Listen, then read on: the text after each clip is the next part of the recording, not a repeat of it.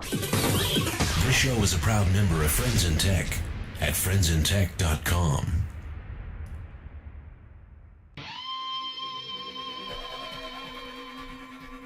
Good morning, folks. This is your captain speaking. Technorama. Remember when? Technorama. On this day in tech history. And now, the news. What the chuck? Technorama. Welcome to Blockhead Video. I've got this shiny new Parsec award. Where should I put it? Over there, in the media corner. Technorama. Hold my beer and watch this. Unfasten your seatbelts and disregard all safety rules. Here are your flight crew, Chuck and Kreg. Welcome to Technorama Live at DragonCon! This is the show that takes a lighthearted look at tech, science, sci-fi, and all things geek. If this is your first time listening to Technorama, thank you for joining us. If you're a returning listener, welcome back. We appreciate you giving us your time, your love, your money, your children. We'll take it all. I'm Chuck Tomasi, and with me is Kreg Steppe. How are you, Kreg? I'm a little confused because I don't need any more children. One I'm is enough good, for man. you. I'm fantastic and tired and still excited a little bit all at the same time. This is a little different. In the past, this is the third annual Technorama Live at DragonCon. And in the past, we've had the Friday night 10 o'clock slot, but we've been moved to Sunday night, which gives us a little different perspective because we've got some con experience under our belts this weekend. But before we get into that, joining us, we have Clinton from Comedy Forecast. Hello. You may have heard his voice on such things as Comedy Forecast? Yeah, hopefully hopefully so. And he's contributed to various clips throughout the. And if you've listened to our other podcast, Interface to Face, you may also know the name and voice of Jonathan Strickland, Howdy, y'all.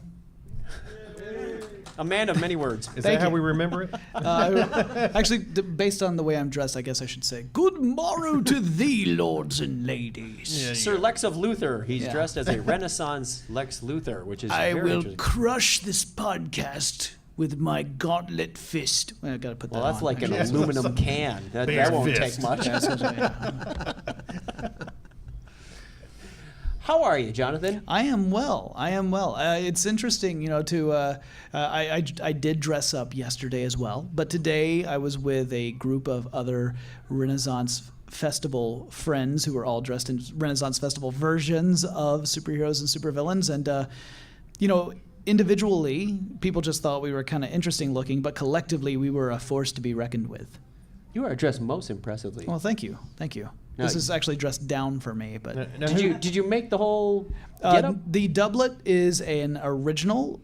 It was actually made for me by Fiona Leonard, who is a phenomenal actress and seamstress and local Atlanta person. And I gave her an idea of what I wanted, and she took that idea and made it better. And I'm very happy with it. I actually do work at a Renaissance festival here in Georgia in the spring, and I played a villain, and so this was the villain outfit. And Now you're a super villain. I'm a super villain. I've been promoted, which was great. I went from admiral to lord. It's pretty awesome. Is a doublet like two singlets sewed together? It's a doublet Two is singlets? doublet is kind of half of a quartet actually. Okay. I put on a lot of weight last year. Does it cost a doubloon? No, it cost many doubloons. It was actually 4 pieces of 8. Would that be 32 or I think so. 32 pieces? Don't make me do math. Yeah. It's kind of binary, isn't it? 4 pieces of 8. Anyway, Shut up. how about you, Clinton? How are you? I don't do math. Leave me alone. I will screw with your head. Stop touching me. This is why we have no listeners. I'm doing just wonderful, which is surprising being the Sunday night at DragonCon, but I'm doing very good. Have been having a great time this weekend, doing all sorts of things, being in the parade, Parsec Awards, almost dressing up better than George Robb, which I think was really an amazing thing. Yep. I know Shock of Shocks. But you needed red socks, Clinton. I know. Well, you can't do everything. And just did my live show a couple of hours ago, and having a wonderful time here this year. It is a wonderful time. It just seems to be getting better and better and better, and you get out of it what you put into it. Yeah. Hey, well, speaking of which, let's talk about the parade for a minute.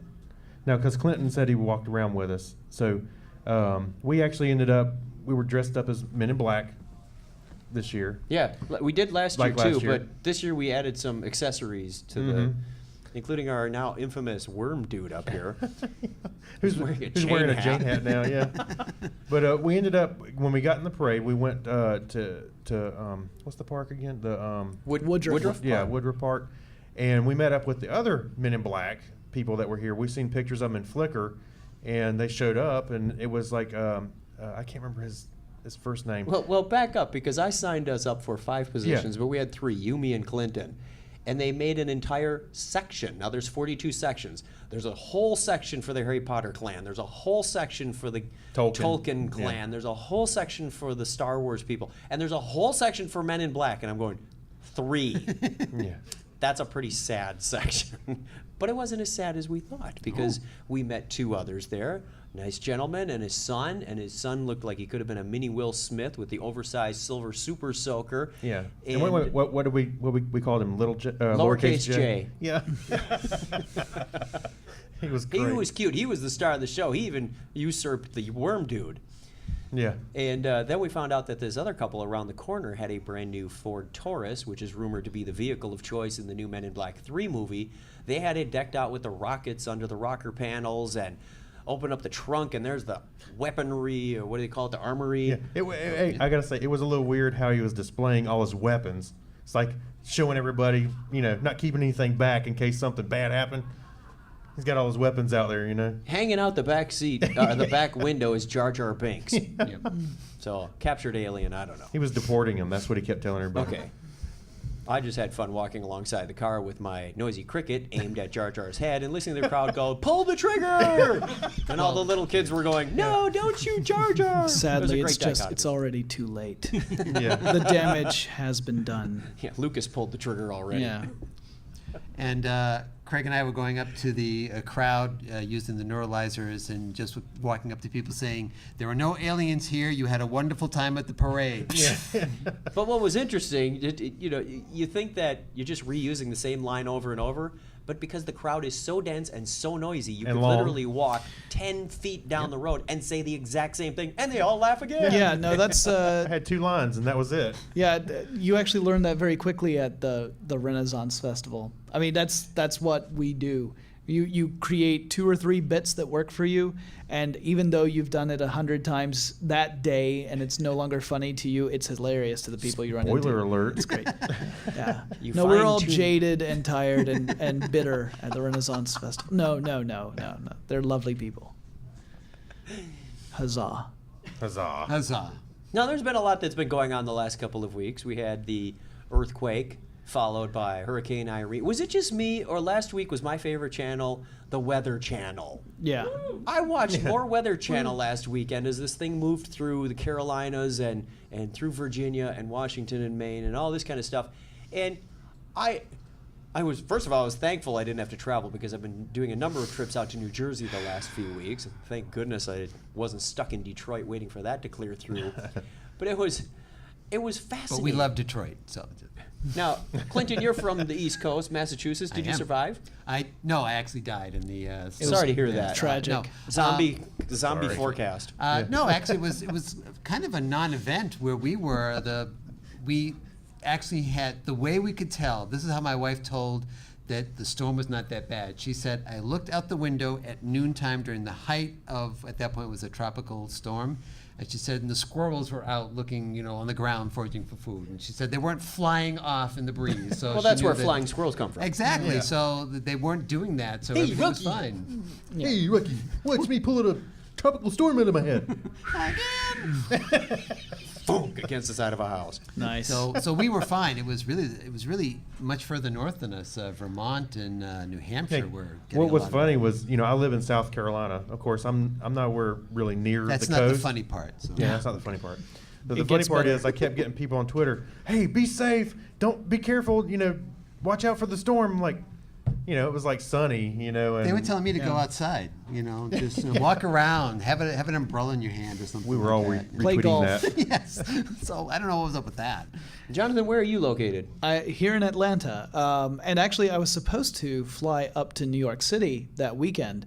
I had a television shoot that was scheduled where I was supposed to fly up on Saturday morning, shoot on Saturday afternoon, and fly back down to Atlanta on Sunday. And halfway through last week, I contacted the production company and I said, "Are you really sure you want to do this? Because this hurricane is coming up pretty soon." And I was assured that wasn't going to be a problem and that we were going to miss it entirely. And then as it got closer, they said, "Well, maybe we're going to try and move you up to an earlier flight on Saturday, so that way you can get in before the weather turns bad. And then by Sunday, maybe it'll be better, so you can fly back home. But in case it's not, can we fly you back on Monday instead?" And I said, "Sure, that's fine." And then as we got closer, they said, "Well, it looks like they're going to shut down all the bridges and tunnels, which means you could land, but you wouldn't go anywhere. And our studio is not located in Queens, so we wouldn't be able to actually get you to where you needed to be, so we're going to push that back." So, the hurricane impacted my celebrity status. Hey, now, It was tough. Now, if they could actually predict the weather and tell you it wouldn't have been a problem, they wouldn't be working in television to begin with. Yeah. Well, and the funny thing is I did actually fly up to New York. I did that earlier this week, and I asked everybody there. I said, "So, what was the hurricane like? Like, was it? Did you guys have really bad weather here in the city?" And they had taken all these precautions because earlier this year there was a big snow event in New York City, and there weren't precautions taken at that point, and that the city. The mayor may have reacted a little, used caution, over-erred on the side of caution in order to make a good showing. Although you always want to over-err on the side of caution. But they say, Jonathan just throws caution to the wind. Yeah, we should explain. I'm sorry, we should back up. Sure. If you don't know, but thank you. Yeah. Jonathan Strickland, he sounds like this famous guy because it impacted his celebrity status. Yeah, you don't get rich off of being a Renaissance actor. No. Another dream shattered. Just supplementing my income through He was Renaissance. flying in to work the New York Renaissance Festival for the weekend. You are best known for my writing for HowStuffWorks.com and being a podcast host for Tech Stuff, The Stuff of Genius, and Stuff from the Future. Those last two are pretty new, so I keep forgetting the titles. But yeah, Tech Stuff is my main podcast. So, but this was related to that, and everyone I met in New York said, no, the storm wasn't so bad. It was like a rainy day in New York City, but apparently in upstate New York, they got a little bit more of the high winds, and that's where it did some damage. But it ended up being mostly a non-event in New York City. Excellent. All right, I guess we could call this a quasi-interview question. We came up with it at the last minute, like most things. What is your favorite science fiction theme song of all time? Clinton. I think my favorite science fiction theme song of all time is probably the theme from Star Trek: The Motion Picture. So the one that ended up on Next Generation. Okay, As that a was theme the for TV. that. Yeah, that's good. Do you know the words?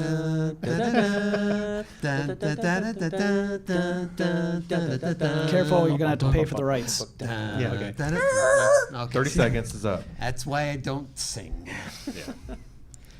No, I think because it embodies two things, and someone pointed out to me, it's a very epic theme, which is appropriate, but the second thing is it has a lot of overtones of being a sailing ship theme.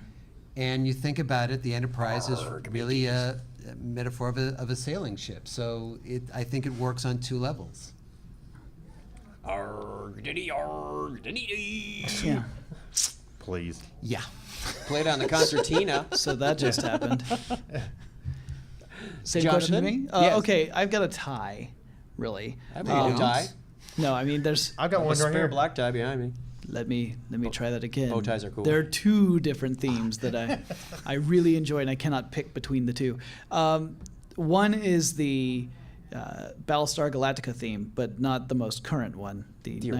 1978 Battlestar Galactica. Okay. I love those horns. It's great. Awesome. It is awesome. I I agree. love that, and so that whenever anyone talks about Battlestar Galactica, and I always say, yeah, I like the one that had the real theme. Although Bear McCreary's work is amazing, so I don't really mean that. But the other one that I really liked was The Adventures of Briscoe County Jr., which, if you the show didn't last that long, but we were very happy to hear that theme got reused over and over again as part of the Olympics. If you ever watch the Olympics, every now and then you're dun dun dun dun dun. You're like, wait a minute, that's the Adventures of Briscoe County. Does that mean like Bruce Campbell's He's competing gonna in ride the in on a long horse. jump? Yeah. I have What- a sample of the BSG thing here. Is that what you're talking about? That's what I'm talking about. Yeah, that's good. Richard Hatch stopped by and Richard did Hatch this. from Battlestar Galactica, Tom Zarek, and the original Plug. Captain Apollo, and you're listening to Technorama with Chuck and Craig. Yeah, that'll get you worked up on it. Yeah. That's cool. It's just that's it's always been my favorite. Wait a minute, I got a favorite one, Chuck. Okay. Star Trek Enterprise. Not. Oh wow. Yeah. It's been a long time. No. You know, I don't think I've ever heard that all the way through. I always take the TiVo go whoosh. If we want to talk about science fiction shows that had songs with lyrics, and I know like Star Trek had lyrics Yeah. originally and everything, but Greatest American Hero. Yeah, that was a good one. There we go. Believe it or not. Actually, I think Walking on air. it's all. I think Knight Rider is probably one of my favorite Yeah. ones, along with the Battlestar Galactica one. Yep. That's a good one. How about wait? Yeah. We got a wireless mic. Anybody got any suggestions? Oh yeah, come on. Well, Yeah. you haven't told us about yours. Soupy. I haven't made up my mind. I have a vast library, but I'd have to agree. Is Star Trek themes are up there because I have a penchant for classical music, and it just slides right in there. Yeah. You have a what? It's like a what? Don't make him repeat it. Please don't. It was already uncomfortable up here. Yeah. Awkward. Buck Rogers in the 20th century. That had lyrics too. Did that have lyrics? Yes, it did. All right, sing them. No. But so did the theme to Red Dwarf, which I really Yes, it's cold outside. There's no kind of atmosphere. I'm all alone. Yeah. Okay, so Swoopy's going back to school. She's taking algebra, and what was it? Oh, well, I'm taking everything. I'm going to nursing school. Sweet. Well, why do you have to have algebra for nursing school? Because when you're as old as I am, any science and math credits you have, they're older than 6 years don't count. And she Wait, got math changes that much in 6 years? It's new math, man. Oh, well. she got No, a it's professor. new math. She got a professor by the name of Gandalf, and it wasn't very encouraging because on the first day he goes, "You shall not pass." That's a long way to go for that joke. Wow. Wow. And his You know name what? That he had to go so far for that joke. He actually made it to Mordor. Yeah. Lamo was One his does not name. simply walk into Mordor. No, one should just take the eagles straight there and then back, and you're done in one movie. As the eagle flies. Anybody else know best sci-fi theme songs? Because there's Yeah. so many to choose from. Also, Oh, we got one. Firefly, and it has lyrics also. Yeah. Yeah, that's true. Real old, real 50s style Fireball XL5. Ah, yes. Yes. Clinton's old. Clint can identify with that time frame. Da, da, da, be a fireball. I'm gonna have to look that one up. Lost in Fireball. Space. See? I know it. There you go. Yeah. Lost Anyone in else? Space. Yeah, that's a great one right there. Yeah. Favorite sci-fi show, TV show. That's Come on, Luke. Luke. Luke. Luke. Here is your father. What's your favorite, Luke? Come on. You got a theme song? Yeah. not really. Any TV never- shows that come to mind? No. Okay. When the TV show comes on and you come running and go, "Oh, I love that show." No, it's on No, DVR. Hey, Anyone else? All right, I'm gonna see what's in the tabloid here. okay. You know, we've been carrying this thing around as Men in Black for a while. So there were, let's see, monster kraken found in Florida. As opposed to the normal kind of kraken? A rare 23-foot long giant squid was found alive in the waters off South Florida Beach by 3 fishermen trolling for sailfish. And scientists say the real-life sea monster is the discovery of the century. Now I want to know. Want you to know he passed by the article that says Barbie is a serial killer to get to that story. Hey, this thing's loaded with, Men in Black stories. Boat named Titanic sinks like a rock.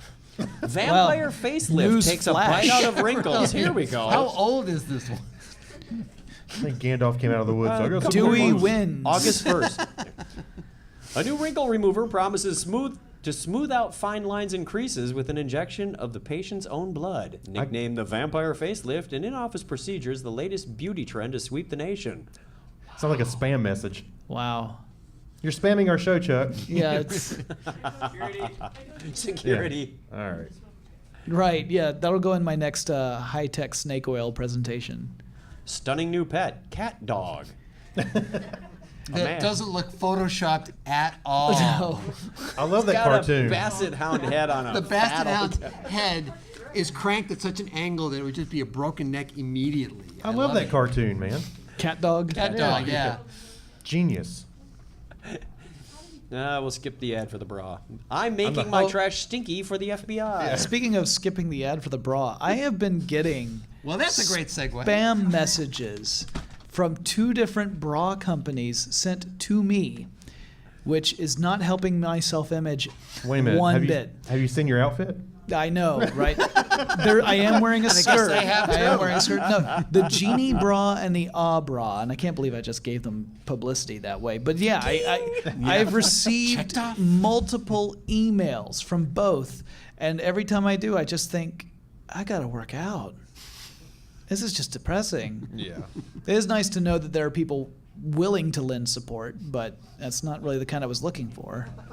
It's a bro. It's a bro. It's a man ear. bra. Man's ear. Man's ear. Oh, man.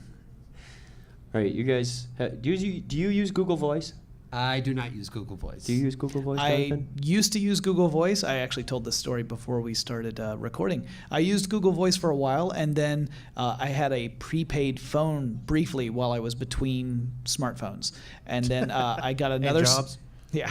And then I got another smartphone, and then I forgot to remove the prepaid phone number from my Google Voice account, and then some poor woman who got a phone that had, once they recycled the number for the prepaid phone, she had that number, which meant she started getting some of those strangest text messages she had ever seen from people who were getting increasingly angry that she wasn't responding the way I would respond. So since then, I have converted everyone back over to my actual number because I don't trust myself anymore to maintain my Google Voice account.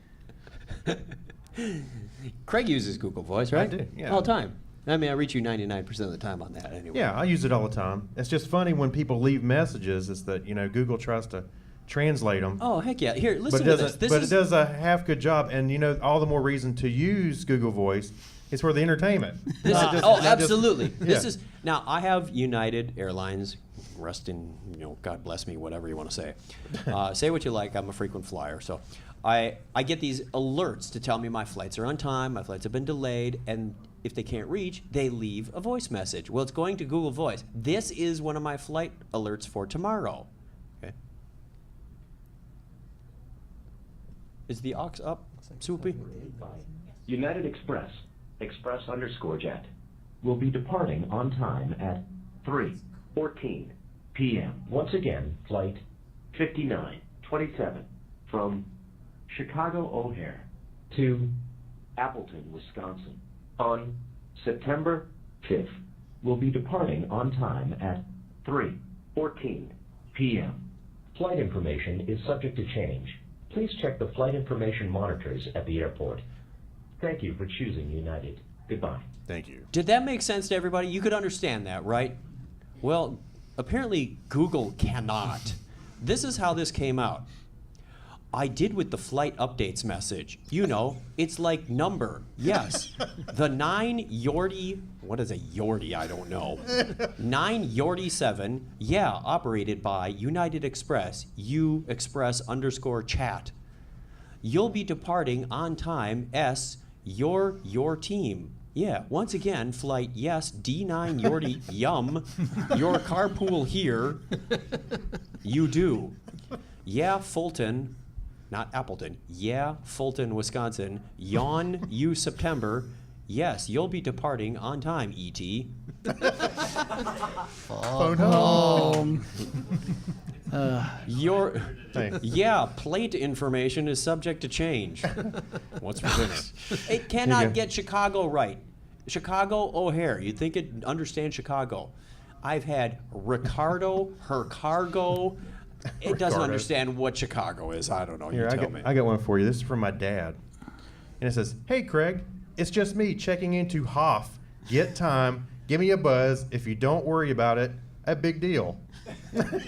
Do you guys know who Marion Call is? Yes, All right, she you- did the music at the Parsec Awards last year. Right. Awesome with that typewriter thing. So Marion Call, she has a song called "It's Good to Have Jane on Your Side," which is, you know, she did a Firefly tribute album, and that was one of the songs. Great song. Well, she held a limerick contest, and if you, the winner of the limerick contest would get her voicemail, or her voice on your voicemail singing to you.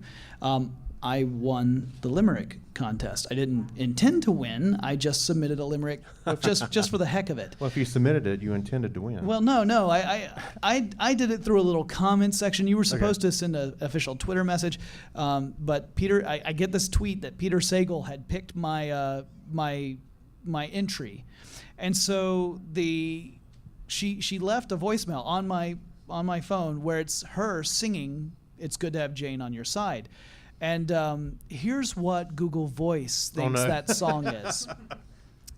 She started off by explaining who she was, in case I didn't know who just randomly started singing that song. I said, "Hi, Jonathan. This is Mary, and call it a message for you. And it goes like that, well, it I need. He likes to suit snap, you know, give a damn. Once you think he's been busy day, stern entrances and his nights. Jason Lansing and a half of the key Wait, again stop. here to see." Read it more in that Renaissance voice. I think it'll work. Jason Lansing and a half of the key again here to see. I'll happily, Katie, and you see and I need to. Braden at of into down, dad a yard, and I was has mama side. And he's always, I mean daughter, and I have a field. It's good to have Jane on your side, but good to have day, and I knew that I. Yeah. It sounds like Shakespeare to me. Yeah, it's much better when I Marion want that does voice reading voicemails to me all the time. it. I could have another living. Where's my TomTom contract? Yeah. Verily, thou hast missed thy turn. Turn bout and try again. At the roundabout. Lo, go back. Thou hast reached thy destination. Huzzah! That's funny. He thinks I does recalculate too much. That would be great. Yes, I could do it the Polonius way. To expostulate where your direction should be and what duty is, why day is day, night, and time is time. Oh, you missed your turn. Yeah. Oh, dear.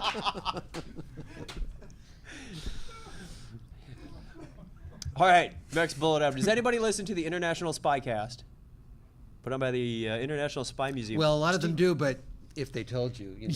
You have to T. kill you. Morris turned me on to this about the time we were writing Podcasting for Dummies, and I started listening. It's very fascinating. About once a month, Peter, what's his name? The director at the museum does most of the podcasts, and they'll talk to authors. They'll talk to ex-spy people who have been in the CIA through the Cold War and whatnot. Very, very interesting It's stuff. very. I've listened to it for a long time myself. Now I'll kill you later. Yeah. Now, recently, one of their articles said that terrorists are using a series of code words in case their communications are intercepted. So they sound more like a normal message. To me, it sounds more like spam. For example, if someone were arrested, they would say that they were sick. Okay, they make up some fictitious event for their attack, like saying there's an IT conference for a bombing, which could be either or in my case. The details of the events are all couched within the message, but it would look innocuous to an outside observer. If that's true, that gives a whole new meaning to some of the spam messages I get. Like, here's one, for example. I think this is some sort of assassination attempt or something. Dear Chuck Tomazawi. Off to a great start. Yeah. This is a reminder to let you know that the 12th Annual IT Security Conference is just around the corner on November 1st, 2011 at the Grand Hyatt in New York. We're excited to announce our keynote speaker, idealist and capitalist, Dr. Drake R. Montclair. So now we know where the event is and who they're after, I think. That's likely a code name. The Grand Hyatt has a lovely observation deck in the atrium which observes guests. Okay, that doesn't sound too suspicious like a sniper location, does it? Yeah. Please register at our website, http://itjihad.com. What? /register. Space is limited, so don't delay. IT Jihad? Yeah, the website should be a clue, right? Yeah. Register before October 1st and get our early bird pricing special. So, not sure what that is, but it's nice to know they're trying to save me money. I think they just mean you're old if it's an early bird special. That's all. Whatever it is, I want to sign up soon. Don't forget to bring your gear, especially your laptops, Wi-Fi routers, and Bluetooth accessories. I can only imagine what that's supposed to be. Reserve your room at the Grand Hyatt and use the promo code INFIDEL1. Wow. And save 20%. Well, that was nice of them to try and save me money. We look forward to seeing you there. Conference Director Jerry Smith. Translation, Jerry Smith will come after you and your family if you're not there. Wow. With all your equipment. So I think that's brilliant, but I have two questions. One, why are these coming to me? Two, how do these terrorists keep these from ending up in their spam mailbox? Yeah. I think they should use better passwords than Infidel1. You will never read your spam the same way again. Based on that, you have just convinced me that the Consumer Electronics Show is the most dangerous place on earth. I kid you not. By the time, I'm already getting spam for next year's CES, which is January. That's months and months away. I have already, So I fear for my life now. Yeah. Thank you. You're welcome. We're just looking out for you, man. Oh, yeah. Check out the Viagra ads. Yeah. Yeah. I think those are on the up and up. Oh, No pun intended. Oh, someone's going to get shot. No. Yeah, sorry about that. That's a terrible point. I'm done. I'm done. Wow. I'm not doing anymore. Wow. Stop being hard on Jonathan. Thou hast missed thy turn. Go back. Gotta get him back. Go back. There is no hope. There is no going back. There's only Speaking Zool. of hope, as in New Hope, we're going to jump to a Star Wars thing. We have a special for everybody in this room. Now, you're all familiar with Star Wars 6, right? Return of the Jedi. Yeah. At the end, the Emperor's putting the lightning bolts on Luke, and Darth Vader isn't too happy about that. You just see this cold expression. Well, it's been announced recently that George Lucas is tweaking the end of that. Has anybody heard that? Not just the end of it, but several pieces of the whole series. series. Well, like Lucas, he just got to be Lucas, right? To get more money. So we would like to show you the original, or excuse me, the current new one. incarnation. Yeah, current incarnation of the ending. Here.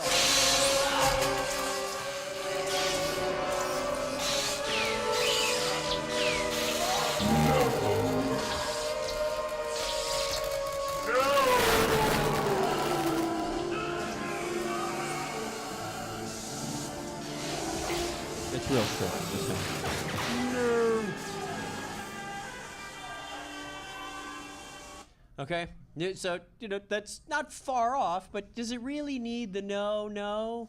I'm glad they removed the ha ha hooey. That was the part I thought was just too far. Yeah. So we hacked into Skywalker Ranch servers and discovered that George Lucas was playing with some alternate endings. Apparently, James Earl Jones wasn't available, so he was trying out some other people. He tried out some other voices and some money, endings. perhaps. So this is what we found. He's got the space madness. Good God in heaven, there are just so very many ways for me to say this to you. Never, not in a million years, absolutely not. No way, Jose, no chance, Lance, and yet, Victoria, nah, and of course my own personal favorite of all time, man falling off of a cliff. No! I can see why I scrubbed that. Do these chickens have large talons?